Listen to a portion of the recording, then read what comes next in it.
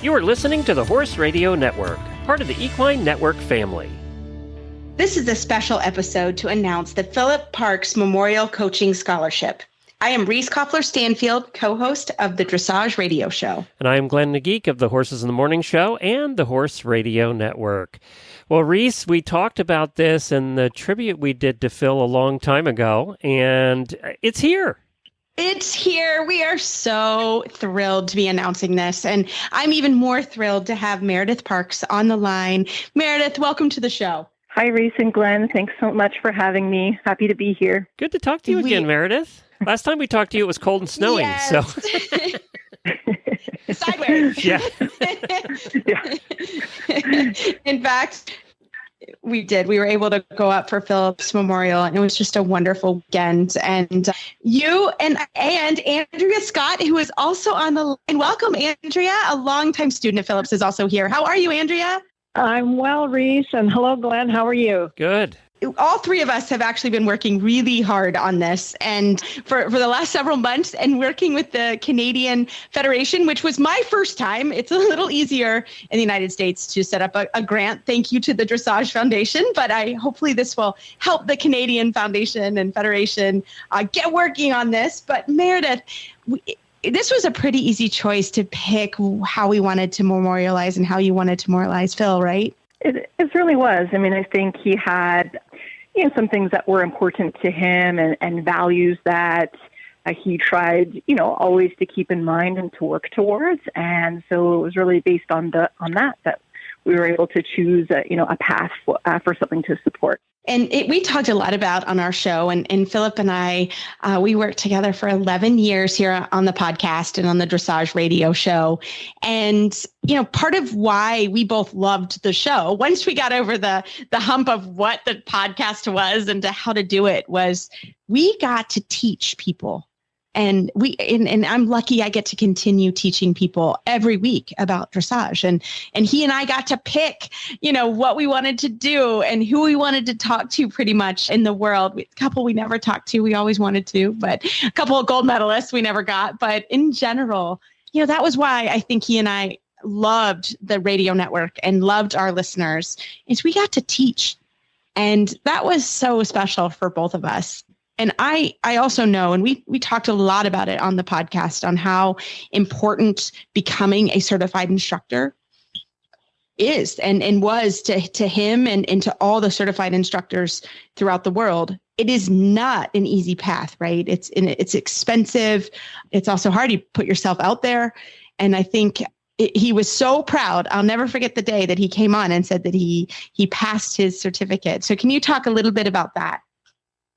Yeah, so I mean, I think I just echo what you've just said, that, being able to teach others about dressage and to, get people interested in dressage and keep their interest in the sport was hugely important to him. And, he certainly valued his role as a coach and his role on the Horse Radio Network, on the Dressage Radio Show, as really good avenues for him to be able to, continue to teach people and teach more, as many people as possible, through those avenues. And he worked really hard to become a certified coach in Canada. And for a long time, that certification wasn't really available or wasn't required, and then that changed, and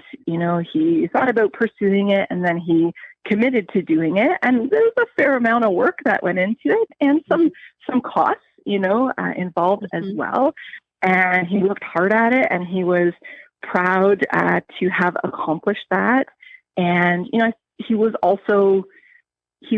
thankful to the people that helped him get there, and he was keen to help others get to that point as well. And I think in the kind of broader picture, sort of being a certified coach, and helping others to do that really just meant that more students and more people were going to benefit from that and having help with their horses and being able to work on their own skills, and also to stay interested in dressage. There's not, if somebody is kind of interested in it but doesn't know about it and can't get to a coach or can't find someone that they think is qualified, well, that they're not going to pursue it. So it was really keen to help as many people as possible.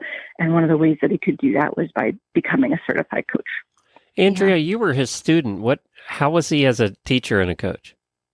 I was. I had the privilege of being Phil's student for probably around 12 years. So we were good friends, and we had a good partnership, and him being my coach and me being the student. And he was a great coach. He was patient and kind and very thoughtful in his approach. And he had a great sense of humor, which is really important, I think. He was just really an effective coach. And he took really great pride in his abilities. He was a great listener, both for the student as well as a good listener of the horse. And I miss him terribly. And it was just a great privilege to be able to learn from him for 12 years. I saw him give you lessons. He wasn't that kind to you. He was not that kind to me, Andrea. But no, I will say, one of the things that made our show so special was Philip and I truly worked together, and he would come to Kentucky if I ever needed a coach or I needed some help. He was the first one on a plane or to drive down here. Now, I will say it didn't hurt that he and my husband got along great, and they went bourbon tasting while he was coaching at the finals. And I said, I don't care what you do, but Philip better show up here on time. And he did. He showed up all dressed up, ready to coach me at the national championships. And it was one of my fondest memories. And my husband even came because Phil was there. And it was great. And he showed up, and we were actually reserve national champion that year, which was pretty special. And he was tough, but having a tough coach is great because when you do it right, it's such a wonderful feeling. And he was that person. He was so wonderful about if you did it correctly, he would tell you how it was. And I appreciated that. I don't need sugarcoating. Maybe a little. I was like, okay, that was a little strong. Be nice. But no, I think, we all it was so fun, and it was such a passion for him. And you truly felt that. I did get to coach him too, so it was the shoe. I think I'm a little nicer. But. Well, Meredith, the name of it is the Philip Parks Memorial Coaching Scholarship. What's the goal of this scholarship fund? So the scholarship is really aimed at helping either established or aspiring dressage coaches achieve their certification. And the scholarship is going to really help them with some of the financial commitment that's involved in accomplishing those goals. Well, Reese, I know you're a certified instructor as well. How does it help instructors? What's it do for you? Yeah, this is so important. And Meredith and Andrea and I, we talked a lot about this. In the U.S., we have the Dressage Foundation. So riders are able to, and coaches are able to apply for grants. And that was kind of the model that I brought up because it is so helpful. Not only do you have the tuition, but then a lot of times there's a lot of travel involved. And it is one of the main, when you get feedback from coaches on why they don't get certified, is the financial commitment. So having aid on the financial side is huge. So this makes a really, really big deal for all students and coaches. Very good. So we have a couple of links that we're going to put in the show notes of how you also can help in Phil's honor, and you can help other instructors get certified. And we're going to put those links in the show notes. Meredith, I'm so glad that you and Andrea and everybody else and Reese, that you put this together. I think that we all want to honor Phil in some way, and this is a perfect way to get it done. Yes, I'm really happy with it, and I just wanted to give a special thanks to Andrea and to Reese for their hard work in putting it together. Good team effort. Thank you, guys, and I hope that everybody will kind of come out just even a little bit of money to help this, and the more money we are able to raise, the longer the scholarship will be able to go on. So we're thrilled to honor Phil in this way. So thank you to all our listeners. We all miss him very much, and this is a great way to honor his legacy.